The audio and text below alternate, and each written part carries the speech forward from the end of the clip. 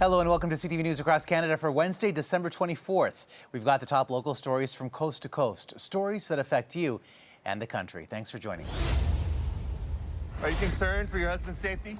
No answer today from Mandy Paradkar about the responsibility she has to keep tabs on her husband after he was released on bail on Thursday. Justice Peter Bodden saying if lawyer Deepak Paradkar stays under house arrest with her and puts down $5 million, he can leave the notorious Toronto South Jail, where Paradkar testified several inmates on his range were stabbed in a knife fight, and Bodden said couldn't guarantee his safety.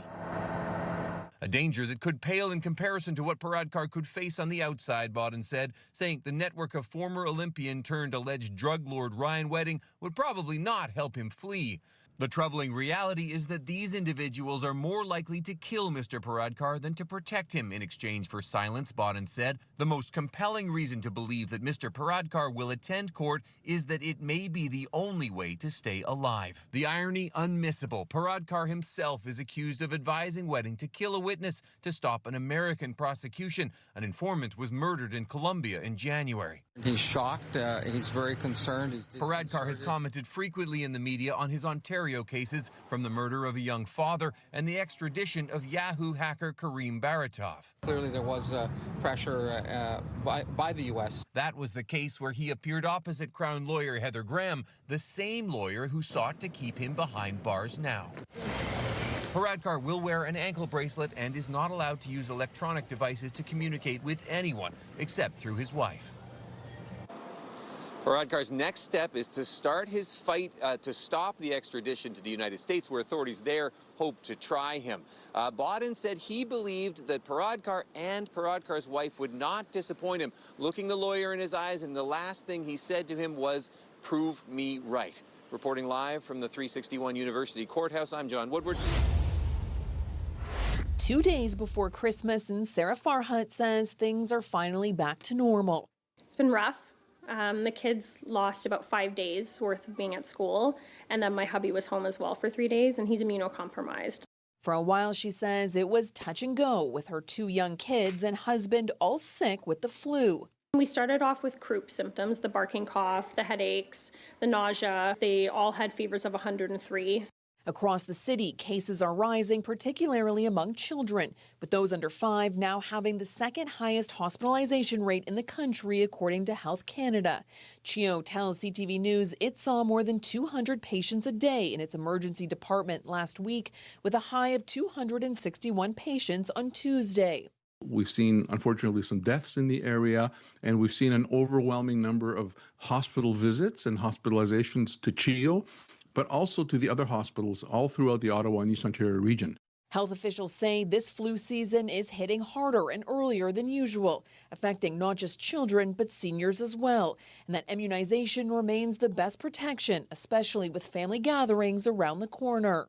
Even now, because it will give you a protection. Now, it won't work right away. It'll take 7 to 10 days, but as your immunity increases, you'll be more protected. And as shoppers pick up last-minute items, some say protecting loved ones is top of mind, with this year's strain of influenza A highly transmissible. I have a 90-year-old mother-in-law that lives with us, so we're sort of trying to keep her as safe as possible as well, but she got her flu shot. If we're having a gathering and somebody is ill or showing symptoms, then they just don't show up. As for Farhut, she says for now the worst appears to be over. So far, so good. We're going to pull through with what we have planned.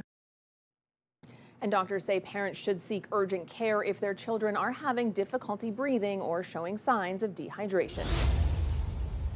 It was November 2nd when a man managed to get into Grand Valley Institution for Women in Kitchener. According to statements of claim filed by 10 inmates, he scaled a 6-foot razor wire topped fence to get into the medium security compound where inmates live in houses.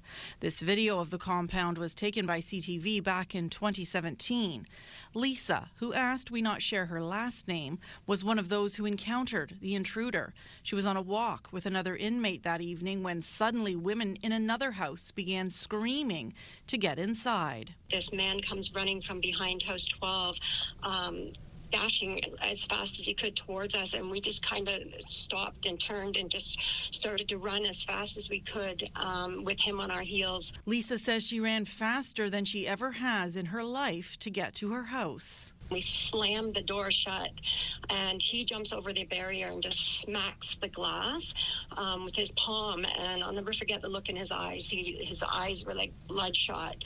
It took 4 of us to hold the door shut. The statements of claim filed in court describe the man trying to get inside 2 of the houses. 2 inmates were assaulted, according to an incident summary by Waterloo Regional Police at the time. A 28-year-old man was arrested and charged with break and enter, 2 counts of assault, and mischief under $5,000. It was terrifying. It was absolutely terrifying. I mean, we're in prison, we're expecting to be safe. It's simply astounding that anyone was able to gain access to a federal prison for any duration of time. Jeffrey Hartman represents Lisa and the other inmates who have filed claims. They question not only how the man could get inside the prison unnoticed, but also raise concerns about the response by the Correctional Service of Canada employees, alleging one inmate called for help and was hung up on, and another phone call went unanswered. And when the guards did arrive on the scene, they were walking, not hurrying.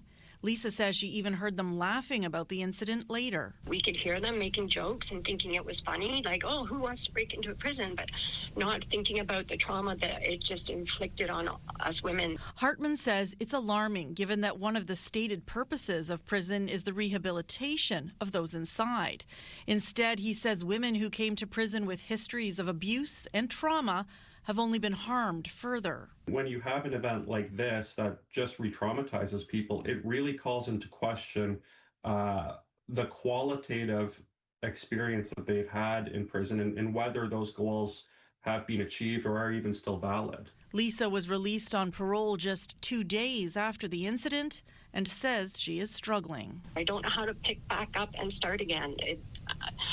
Every time I go out, I'm looking over my shoulder, and it's not because I think this man is going to come and attack me, but it's reactivated all the traumas that I went through. And I really don't know how to move forward from it at this point. In total, the inmates are seeking nearly $3.5 million in damages. No statements of defense have been filed yet, and none of the claims have been tested in court. In a statement, the Correctional Service of Canada says it takes the safety and security of the offenders in our care, our staff, and the public very seriously. We remain committed to maintaining a safe and secure environment at all our institutions. As this matter is currently before the courts, we are unable to comment on the specific allegations or the ongoing legal proceedings. Krista Simpson, CTV News, Kitchener. You like those? Yeah. They've been fostering SPCA cats for years. Recently, Bagel the black cat moved in with Gabrielle Plowens and Eric Byram.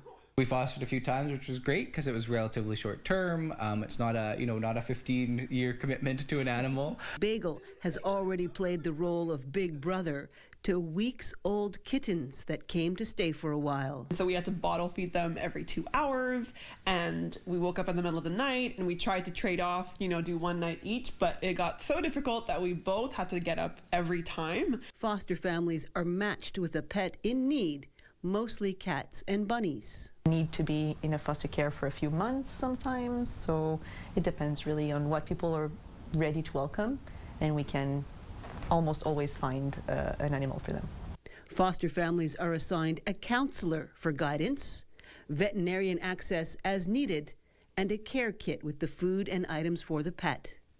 Animals that need extra care or socializing do better in a home than at the shelter. Do in between 80 to 120 animals that we place in foster care each month. Claire Vesseau has cared for a diabetic cat before and recently took in Capri, who is 15 years old and needs insulin injections twice a day to regulate his diabetes. I have his syringes. Here is one of them. I have my glasses too because he only gets 1 unit, so I want to be sure. This is her first foster, and it seems to be going well. Sounds like Capri will live out the rest of his 9 lives here. Opened my heart and me up to having, him into my life, so I never would have gone out and adopted a cat. That's a perfect way for some people. Yes, my love, hello. Clarence Favreau says the commitment can be relatively short, yet meaningful. Palliative care program, we sometimes have hamsters, rats, we even have bearded dragons, we have some snakes, lizards in fosters. The SPCA is always looking for more families. We fell in love with him early on because he's so friendly and curious and playful. It may be a humble gesture for you, but it's the world for them. You could really be making a big difference for an animal. Christine Long, CTV News.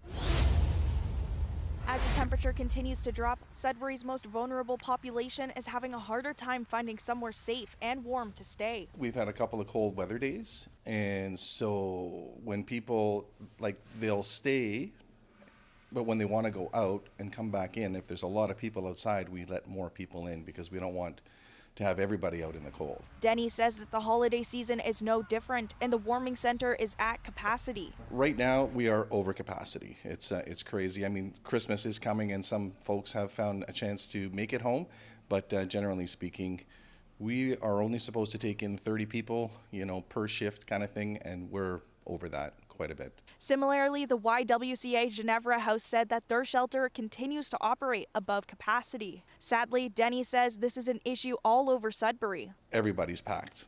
So, I mean, this is a reflection of where we are today and the cost of living, and, there's addictions and mental health crisis in our country, and so we're doing the best that we can. But shelters and the warming centers don't want to make people feel alone during this time. Marlene Gorman said no one should feel they have to navigate a difficult or dangerous situation alone. If you need someone to talk to, emergency shelter, or if you want help thinking through a safety plan, our team is here to listen and support you. Denny said that the warming shelter is operating at maximum capacity, and in the last month alone, they have gone through around $1,500 worth of coffee, which is making the cost of the warming center grow even more. Madison Merrier, CTV News, Sudbury. One layer at a time, the University of Windsor is adding to the city's housing stock. We are standing in front of one of Canada's first large-scale, multi-story 3D printed residence projects. Charlie Simpkins says the building will be good for the environment. With traditional stick or wood-style lumber construction, there is a little bit of waste that occurs. In 3D printed construction, a lot of that waste is reduced. Once complete, it will have net zero emissions. The expectation is that the project will complete in 2026. It will house up to 25 students in one of 7 apartment units. We are still working through some grant funding opportunities. Simpkins says they don't have a final cost for the project, but it has been kickstarted by a $2 million boost from FedDev Ontario. This is a research project as much as it is a construction project. So what better opportunity the student and I and everyone can get other than this? Shrikanta Das's graduate students are testing the technology to make sure it's safe. Each layer roughly about, also not quite 1 inch, is roughly about 35-40 millimeter high. And they're going to place sensors inside the concrete to test emissions over the long term. As the building builds up and stays under load, as well as I'm working with other group to monitor the air quality pollutants once the buildings is done. Not only is this project training the next generation of engineers, Das believes it's a good way to work around the current skilled labor shortage, as not enough young people are joining the building trades. They like to more computer tech type of job. So this gives an opportunity for the younger generation to get into using the technology of construction and building, but using the more digital and tech technology to build the home. The early start to winter has delayed concrete pouring until it warms up in 2026. Das and Simpkins both believe, however, the project is on schedule to be available to university students, preferably by the fall semester. On California Avenue, Michelle Molesky, CTV News.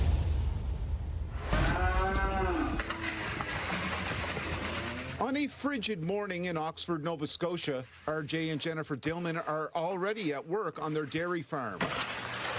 But there's more than the usual worry on their minds. The long summer drought has left them short on feed they rely on to help keep their 170 Jersey cows healthy and productive for the winter. We sell, say, 200 bales, round bales a year. This year we were about 200 bales short, so about 400 bales swing. Bales weigh about 750 kgs, 3/4 of a ton, so that's significant for our farm here. This farm usually has 4 average cuts a season. This year, only 1. And Dillman says they can't cheap out on cattle food. You can't get great milk production out of poorer feed.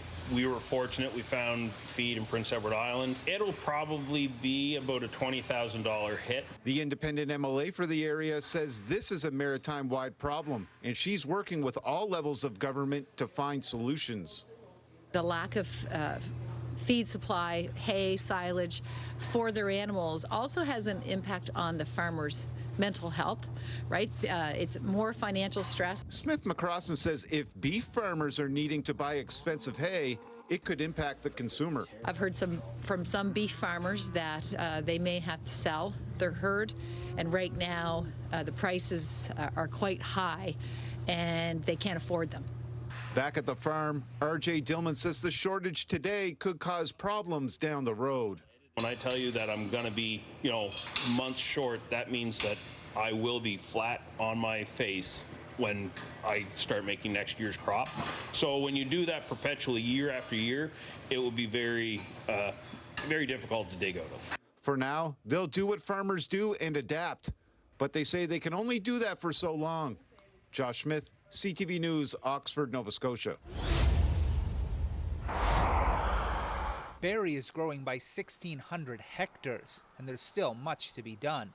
The new lands aren't yet designated under the city's zoning plan, along with a host of other technical details which need to be sorted out before anyone can start making changes to property there. We don't know who owns what and who's prepared for what, so the best case for us is to make sure that we are responsible and ensure that we have the interim control bylaw in place in advance rather than after. Council voted unanimously for that interim control bylaw. It prevents any development beyond what's allowed under the townships of Springwater and Oro-Medante's current zoning rules until Barrie city staff can come up with a city land use policy. Before that, landowners could have submitted development proposals the day Barrie took control. If that were to happen, I think that we'd be in a position where we'd have to go and adjudicate those proposals on those pieces of property, which is not something that we want to do. Now the city only needs to accept proposals once the land use plan is finished. Boundary expansion is expected to make way for up to 8,000 new homes and, more controversially, new industrial lands. Barrie Mayor Alex Nuttall says that is a key part of the boundary expansion. The city has grown 13% in just 2 years, according to the province. Nuttall says it needs not just more housing, but more work opportunities for the influx of new people. Both Oro-Medonte and Springwater pushed back against any of the annexed lands being used for industrial development. Springwater Council voted against the plan, but Mayor Jennifer Coughlin used her strong mayor powers to force the township to accept. That led to opposing councillors trying to use the town's lawyer to block the move. That all ended when the province legislated the change. The Barrie Oro-Medonte Springwater Boundary Adjustment Act 2025 provides a practical framework to realign local municipality boundaries so growth can be planned and delivered more effectively. The bill passed 2 weeks ago. Barrie officially takes over responsibility for the new lands from Oro-Medonte and Springwater on New Year's Day. Jack Moore, CTV News, Barrie. It was very upsetting and like a traumatic scene. When Vanessa Skipper was visiting family in Chatham over the weekend, she never expected a simple drive through town would turn into something so disturbing. So we cried a little bit, got back in the truck. She and her partner came across dead crows scattered across a lawn off Grand Avenue with no obvious signs of what killed them. I don't like that I don't have answers. I just feel uncomfortable. Skipper shared the photos of the scene on social media where many others said they were disturbed by what they saw. But provincial officials say crow die-offs in Chatham, Kent are not rare, particularly given the large winter roosting population in the area. In a statement to CTV News the Ontario Ministry of Natural Resources and Forestry, saying large crow populations in the Chatham area make die-offs relatively common. The cause, in this case, is not yet known. So, could this be avian influenza? The ministry confirms it's working with the Canadian Wildlife Health Cooperative and that samples from the dead crows are now being tested. A spokesperson for the CWHC's Ontario and Nunavut region says results could be available as early as Wednesday, adding that most crow die-offs in Chatham are, quote, secondary to either an infection with avian influenza virus or avian reovirus infections. Online, some have wondered if the cold snap is to blame, but the CWHC says a direct link to cold weather alone is unlikely, noting that while low temperatures can help viruses spread, they do not typically cause mass deaths on their own. There's a risk, but the risk to human in our region is very low at this time. The Windsor-Essex County Health Unit says people don't need to panic, but they should be careful around dead or sick wildlife, especially when it comes to pets and children. If you find a dead bird on your property, officials say to wear gloves and a mask, use a shovel to pick it up, and either bury it or double bag it for the garbage. And if the bird is on public property, the advice is to contact your municipality. Travis Fortnum, CTV News. Cynthia Mitchell says it's been an uphill battle trying to find treatment for her rare form of cancer. She's fighting to survive after originally being told she had only months to live. At the very beginning, my husband and I said we accept the diagnosis, but we reject the prognosis. Mitchell was diagnosed with cholangiocarcinoma, also known as bile duct cancer, in 2021. Over the past 4 years, she's become an advocate for the rare form of cancer. She says around 500 Canadians are diagnosed every year with this condition. Trying to find treatment options has been a real challenge. Not only are you trying to battle this disease, but you're also trying to navigate what is really an unnavigable system when you're faced with a rare cancer. Mitchell says based on her rare condition, she has no current options for treatment in Manitoba. Since her diagnosis, she's been traveling to Toronto for consultation, testing, and treatment. CTV News reached out to Minister of Health, Seniors and Long-Term Care, Minister Uzoma Asagwara, for comment on Mitchell's condition and what's available to her in Manitoba. In a statement to CTV News, the minister said, "My heart is with Miss Mitchell and her family. Rare cancers put families in impossible positions as treatment and diagnosis is especially difficult. Our focus remains on strengthening cancer care here at home and supporting patients and providers as they navigate extraordinary difficult decisions." Now, a clinical trial in Texas, where one of Mitchell's oncologists is based, may be the only option. The problem? How to afford the significant cost. Houston opened up a spot for me within 3 days of learning that I couldn't find a trial here in Canada. And so there's an astronomical cost that comes with that. The only treatment that has ever been effective at all in stabilizing my disease has been one of those targeted therapies. David Raynaud, Senior Policy Manager with the Canadian Cancer Society, said in a statement to CTV News, rare cancers, which make up around 20% of new cancer cases in Canada, can be especially difficult to diagnose and treat. Because many healthcare providers are not familiar with them, patients often face delays, limited treatment options, and may need to travel far from home to access specialized care. Mitchell says she is not going to give up despite the financial barrier. As devastating as this diagnosis has been, we have such deep gratitude that I'm still here and still fighting. Joseph Bernacki, CTV News, Winnipeg.